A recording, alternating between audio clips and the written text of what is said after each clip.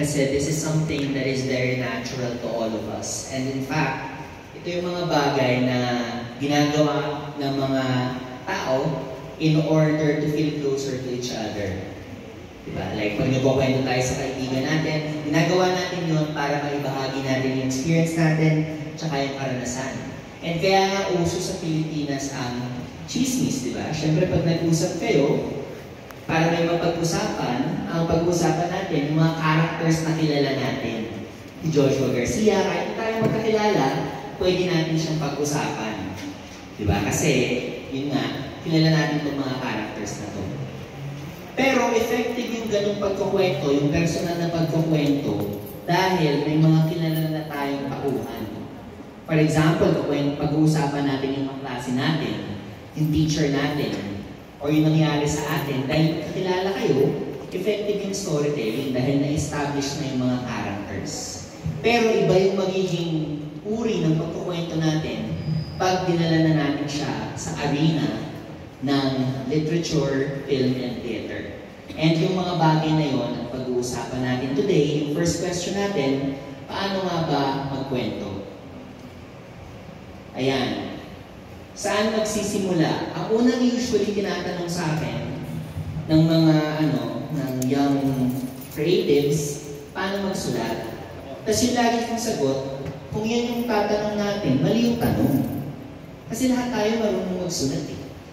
You know? Pag marunong tayo gumawa ng isang sentence, marunong tayo magsulat.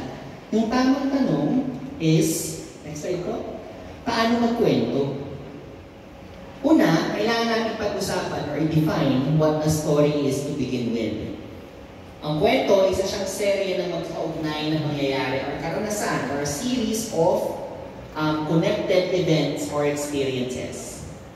Yung dapat nating tandaan pag nagkukwento tayo ay yung root word na magkakaugnay. Kailangan magkakaugnay yung pangyayari, may cause and effect. Kasi, kung hindi magkakaugnay, yung ikinukwento mo, dun sa kausap mo, sasabihin nila, magulo mong magkwento. Magulo mong magkwento, papalit-palit kang topic. Para kasi, ang sinusundan nung nakikinig sa atin, sa kwento natin, is yung tinatawag natin narrative arc. Kung saan ang galing, kung ano yung naramdaman mo sa simula, and kung paano nabago yung nararamdaman mo o yung iniisip mo dahil dun sa karanasan na ibinahagi natin. Ang serye na magkaugnay na mangyayari ay kadalasan pinapahayag natin bilang, next slide po, simula, gitna, tsaka wakas. Or in English, it's the beginning, middle, and end. So lahat ng kwento, kailangan may simula, may gitna, at may wakas.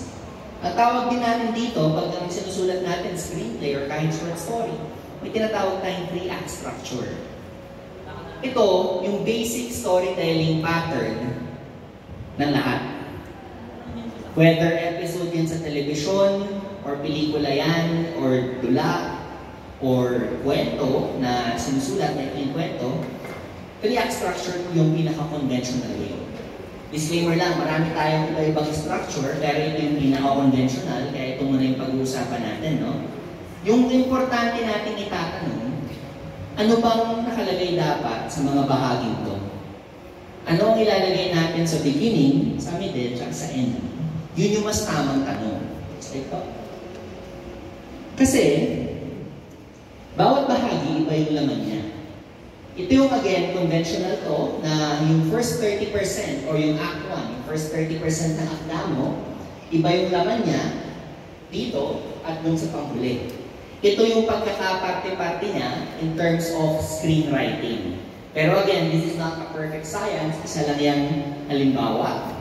Iba-iba rin ang paraan ng pag-interpret dyan ng mga tao. Pero ako, ginawan ko siya ng shortcut para mas madali natin maalala.